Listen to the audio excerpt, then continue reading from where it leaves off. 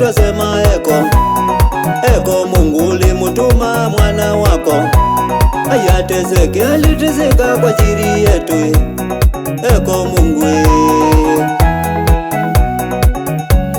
sisi sasa tuko sawa, atupe nguvu tukahubiri ile neno alivyosema, tukahubiri duniani kote, atupe uwezo. Kinaza sauti niko sawa, anipe uwezo, anitumie kile kipawa. Mungu wetu nikahubiri ile neno alivyosema. Sisi sasa tuko sawa, atupe nguvu tukahubiri ile neno alivyosema, tukahubiri duniani kote, atupe uwezo. Tutakutuma kule mbinguni kwa Mungu Baba, umujulishe tuko imara, kutuma ujumbe kwa kuhubiri ile neno alivyosema. Sisi sasa tuko sawa, atupe nguvu tukahubiri ile neno alivyosema, tukahubiri duniani kote, atupe uwezo. Sisi sasa tuko sawa, atupe nguvu tukahubiri ile neno alivyosema, tukahubiri duniani kote, atupe uwezo.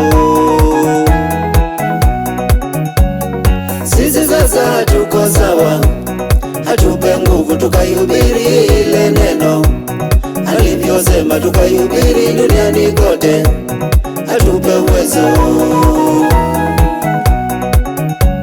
Kinaza sauti niko sawa, anipe uwezo, anitumie kile kipawa. Mungu wetu nikahubiri ile neno alivyosema. Kinaza sauti niko sawa, anipe uwezo, anitumie kile kipawa. Mungu wetu nikahubiri ile neno alivyosema. Sisi sasa tuko sawa, atupe nguvu tukahubiri ile neno alivyosema, tukahubiri duniani kote, atupe uwezo. Kinaza sauti niko sawa, kunaza wote, anitumie kile kipawa.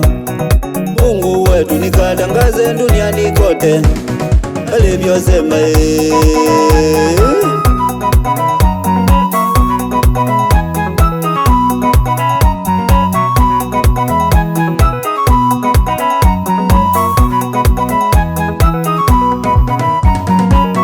Shangwe shangwe mkombozi, mfalume wa amani. Tarehe 25 mkombozi akazaliwa, tarehe 25 mkombozi akazaliwa.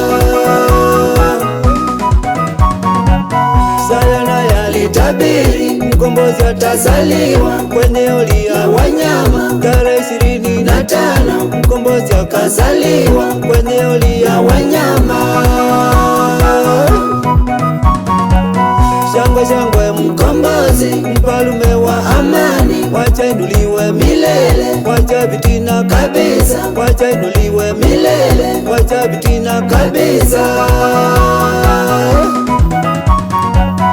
Mfalume wa amani, wacha inuliwe milele, wacha vitina kabisa, wacha inuliwe milele, wacha vitina kabisa, wacha inuliwe milele.